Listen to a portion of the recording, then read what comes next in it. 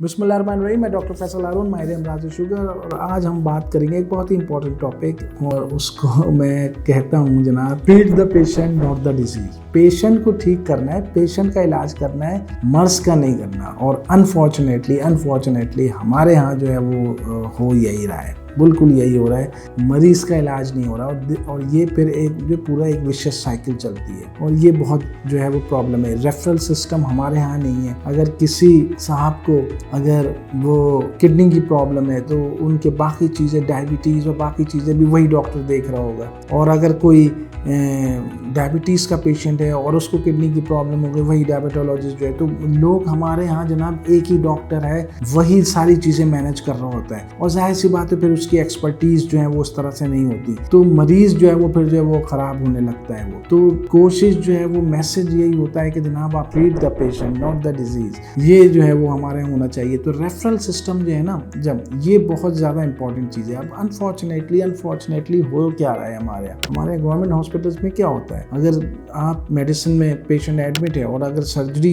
को रेफरल भेजा है, तो सर्जरी से कोई हाउस ऑफिसर या कोई पीजी आ जाएगा, और वो आएगा भी 2 दिन बाद, शायद अगर उसी दिन आ जाए तो शाम में, और उसके बाद वो एक नोट डाल के चला जाता है। तो हमारे यहाँ वो रेफरल सिस्टम जो है वो इतना स्ट्रांग नहीं है, और कोशिश ये होती है कि जनाब अगर जो मेन कंप्लेंट के साथ जो पेशेंट आया उसको ट्रीट कर लें, बाकी चीज़ें जो है उसको आप निपटा दें। तो ये जो चीज़ें होती हैं, फिर ये जो है वो आगे चल के जो है वो फिर प्रॉब्लम कर रही होती है। तो ये मेरा एक मैसेज है इसमें कि यार पेशेंट को जो है वो ट्रीट करना है, अपने डिजीज़ को ट्रीट नहीं करना किसी एक, क्योंकि डिजीज़ जो है वो एक डिजीज़ के साथ 4 डिजीज़ और जुड़ी हुई होती हैं। तो ये एक मैसेज है, तो छोटा सा मैसेज है। वीडियो को लाइक करना मत भूलिएगा, चैनल को सब्सक्राइब करना मत भूलिएगा, और इंशाल्लाह अगली दफ़ा किसी और टॉपिक के साथ हाजिर होंगे। अस्सलाम वालेकुम।